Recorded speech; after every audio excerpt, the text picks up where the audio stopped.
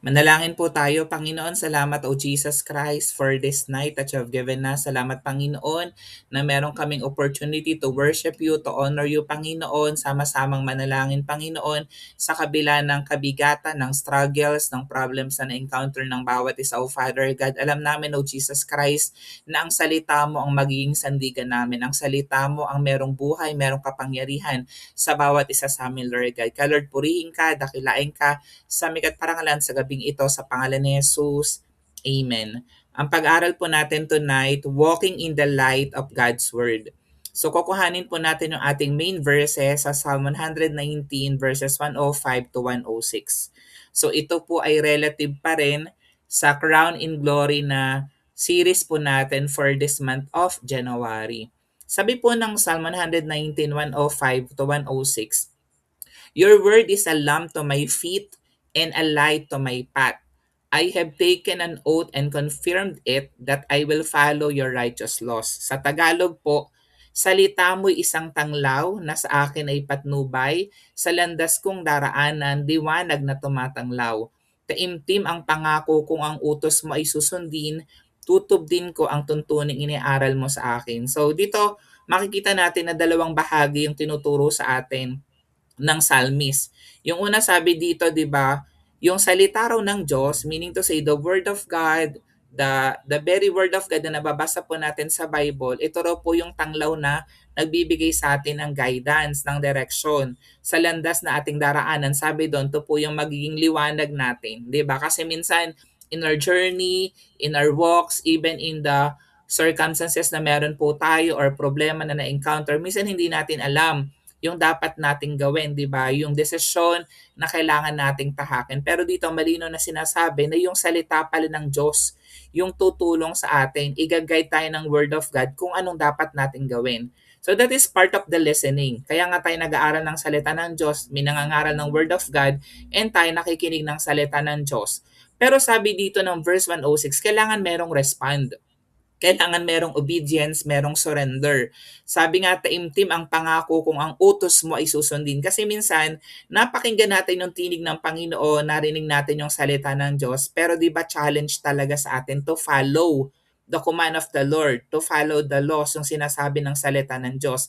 Kaya sabi dito ng psalmist, tutubtin ko ang tuntuning iniaral mo sa akin. So, ang pinaka mataas na level po kasi talaga ng maturity is hindi lang yung nakikinig tayo ng salita ng Diyos, kundi ina-apply po natin yung salita ng Diyos na ating napapakinggan. Sabi nga, yung pananampalataya comes from hearing and hearing the Word of God. Pero sabi, faith without action is dead. Kailangan yung ating napapakinggan na salita ng Diyos, nilalakaran po natin, ina-apply po natin sa buhay natin. Kahit na minsan beyond our convenience, our comfort zones, pero napakahalaga na andun yung heart natin to obey yung salita ng ating Panginoon. So dito, pag-aaralan natin sa introduction part po, yung importance ng discernment.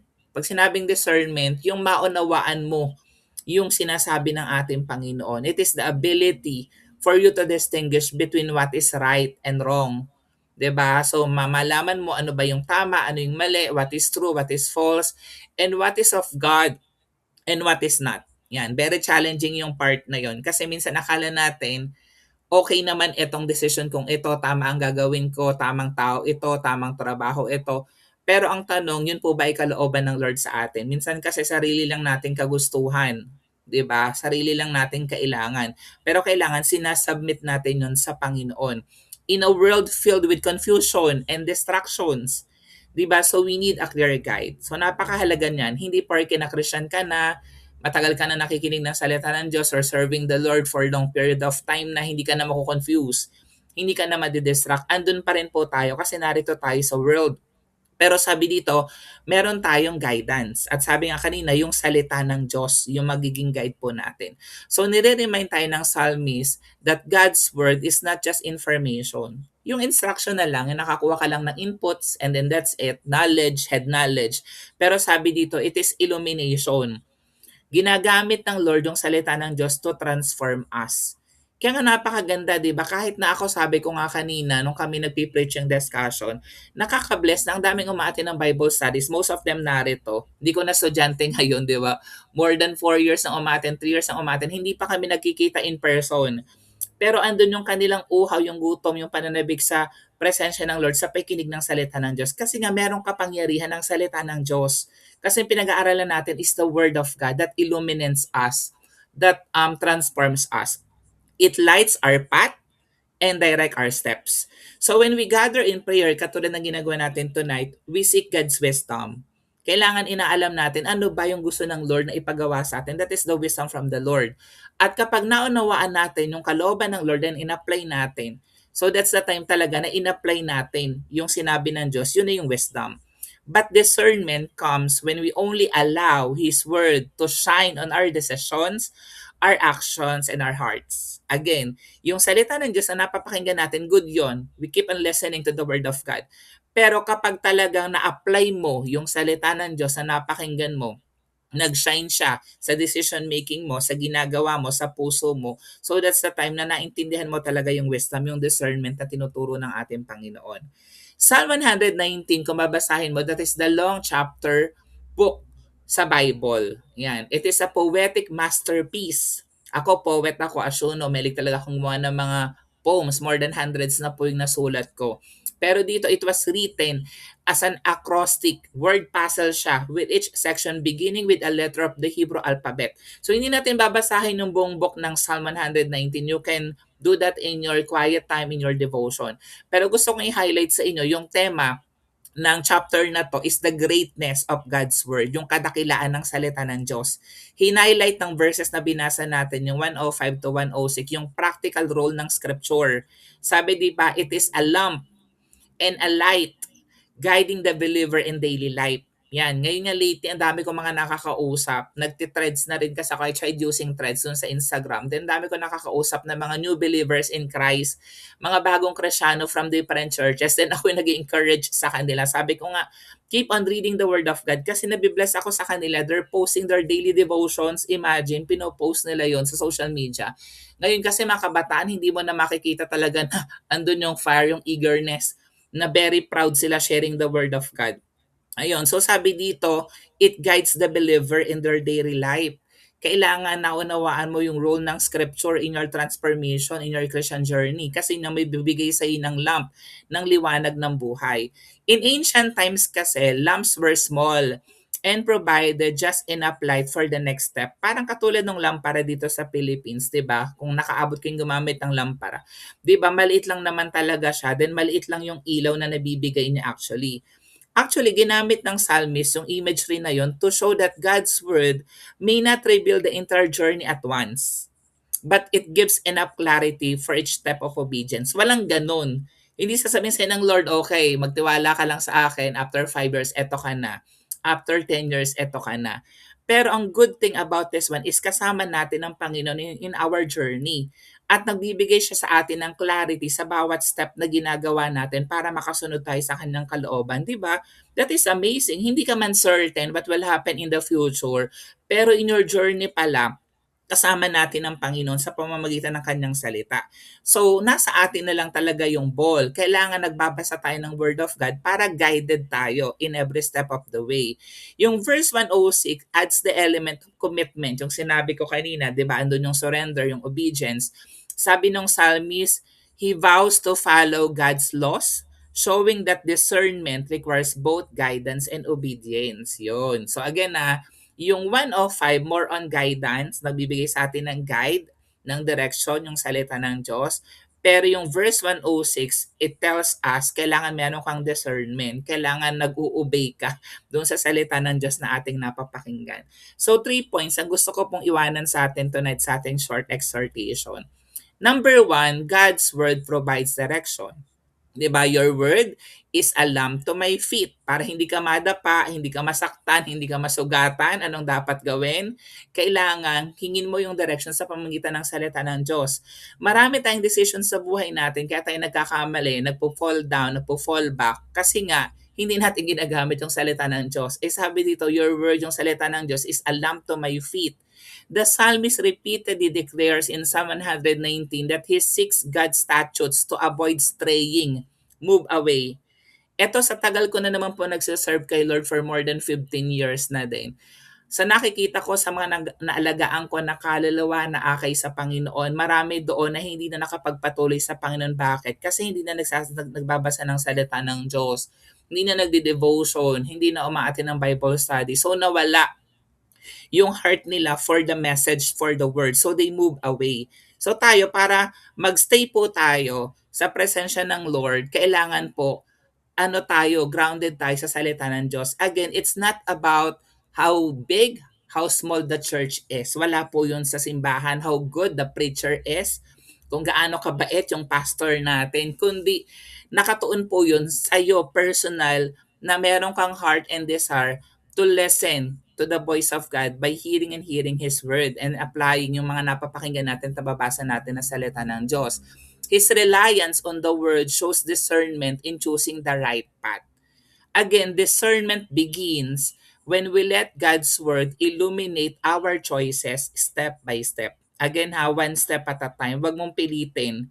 'Di ba? Kung may mga struggle ka, may mga challenges ka, may mga tanong ka kay Lord, so tanungin mo yung kay Lord and I'm sure sasagutin ka ng Panginoon sa pamamagitan ng kanyang mga salita. So it illuminate our choices step by step.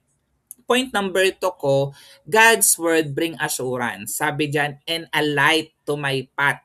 'Di ba? Liwanag sa aking daraanan. So minsan, sabi ko nga, madilim ang dinadaanan mo, may pagsubok ka, may struggle ka, meron kang problema na minsan mahirap solusyonan, 'di ba? Pero sabi dito, yung word of God ang mabibigay sa ng liwanag sa iyong daraanan. So meron kang assurance. And assurance is more of faith and hope. Naniniwala ka, pinag-pray mo, pinaniniwalaan mo, pinagpasalamat mo na it will come to pass in God's perfect time. So andun yung joy. Sabi dito, the psalmist finds joy in heritage in God's statutes. Sa Psalm 119 verse 111. This assurance gives him confidence to walk without fear. Yun yung gusto ng Lord. Yung kahit na may problema ka, may struggle ka, pero confident ka pa rin lumalakad. Nagtitiwala sa Panginoon na hindi ka natatakot. 'Di ba? Na meron kang kapayapaan, meron kang kaligayahan kasi meron kang assurance na andun yung salita ng Diyos, kasama mo ang Panginoon. The Lord is with us. Discernment is not just about knowing what to avoid. Hindi po yung ganun lang na, ay, alam ko mali to. Alam ko hindi ko dapat ito gawin. It is about walking confidently in the light of God's truth. 'Di ba? Nakatingin ka sa katotohanan ng Diyos, nakatingin ka sa Panginoon. Kasi kung nakatingin ka sa sarili mo, maaari kang magkamali, 'di ba? At kapag nagkamali ka, you feel guilty. Andun yung shame, hindi ka na makapagpatuloy sa Panginoon. Pero kung nakatingin ka sa righteousness ng Panginoon, andun yung confidence mo that you're already forgiven by God, that you can come boldly to the throne of God's grace. So again, God's word brings assurance. Yung last point ko po, God's word demands commitment. Again, high level of maturity ito. I have taken an oath. Siyang nag-quote o nag-oath nito, di ba? And confirm it that I will follow your righteous law. Sana ganun din. Kasi hindi naman dinideman talaga ng Lord sa atin yan by hook or by crook. Kailangan natin siyang sundin, di ba? It's our decision. It's our free will. Pero sana katulad ni David, meron din tayong ganong heart. Sabi niya, nag-oath siya, kinonfirm niya, he will follow the righteous laws of God. Yung psalmist, he vows, yung vow niya shows that discernment is not passive. Pag sinabing passive, wala kang ginagawa, walang kibo. It requires a deliberate choice to obey, even when it is difficult. Katulad tonight, di ba?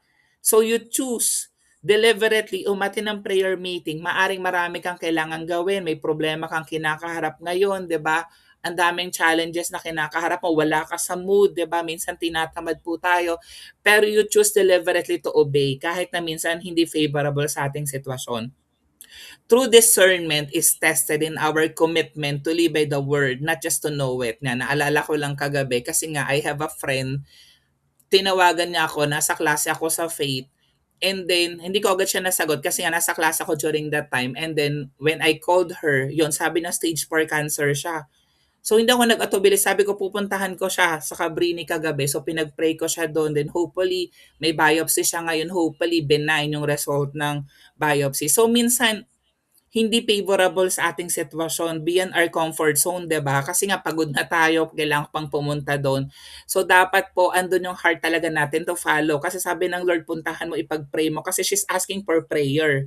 Sabi ko, no, I have to pray for you in person. So true discernment is tested in our commitment to live by the word. So in-encourage ko siya dun sa verses na laging pinapaalala sa akin ng Lord, yung Philippians chapter 4 verses 6 to 7, di ba, na yung kapayapaan ng Diyos na hindi natin lubos maisip, siya yung magbibigay ng kapayapaan sa puso natin. 'Di ba? I-guard yung heart natin, pag-iisip natin in Christ Jesus. So, sunod lang po tayo sa sinasabi ng Panginoon. Ang conclusion sa atin tonight, discernment is not found in human wisdom. Again na, hindi po ito sa sarili nating kakayahan, kagalingan, kahusayan, but in the light of God's Word. So, ano lang tayo, abide lang tayo sa salita ng Diyos. The psalmist teaches us that Scripture directs our steps, assures our hearts, and demands our commitment. So as we pray, let us ask God to sharpen our discernment by keeping His Word as our lamp and our light. So before making decisions, church, tandaan natin you have to pause and let the Lord word illuminate the path. So hayaan mo, hingin mo yung sinasabi ng Diyos sa pagdedesisyon na ginagawa po natin. In your prayer, ask not only for answers but for clarity through scripture. Laging ganun. Kasi minsan pag nagtatanong tayo kay Lord, gusto natin yung sagot na mapakinggan natin, yung favorable sa atin. So kailangan hinihimay-himay mo, minemeditate mo, ano ba talaga yung sinasabi ng Diyos sa'yo. Then you have to renew your commitment daily to walk in obedience to God's word. Ito important ito, church ha. Kapag bago kang mananampalataya, on fire ka talaga. Kaya nga sabi ko sa mga nakakausap ko lately, 'di ba, yung mga hindi mga bagong believers, sabi ko, okay yan, i-enjoy mo yung journey mo na nag-devotion ka, sinusulat mo, inaabot ka ng 3 oras mag-devotion, 'di ba? Pero alam niyo po ba, as you grow older, tumatagal ka sa pananampalataya sa Panginoon, minsan yung commitment natin sa Kanya nasa sacrifice. Kaya ang term here is i-renew mo yung commitment mo daily para makasunod ka talaga sa sinasabi ng Diyos. Yun nga yung tinuturo sa akin ng Lord. Sabi ko nga nung mula pa nung nanggaling ko ng Living Waters, ayan, so talagang mas nagbibigay talaga ako ng time in listening to the Word of God, hearing the voice of God, prayer and fasting. Kasi kailangan talaga nagre-renew tayo ng commitment natin sa Panginoon so that we could walk in obedience kung ano yung gusto niyang ipagawa sa atin. So ang challenge po sa atin tonight, let's God's Word be your lamp. You have to walk in its light and discern His way with courage. Salamat Lord sa salita na aming napakinggan tonight.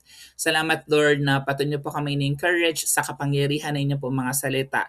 And we pray Lord God na ma-apply po namin ito sa aming mga buhay, sa aming mga personal lives, even to our church, to our ministry, to our career, to our family, to our work, Panginoon. At patuloy na kayo po ang siyang malulhati, madakila sa bawat isa. Purihin ka, dakilain ka sa mga parangalan sa pangalan ni Jesus.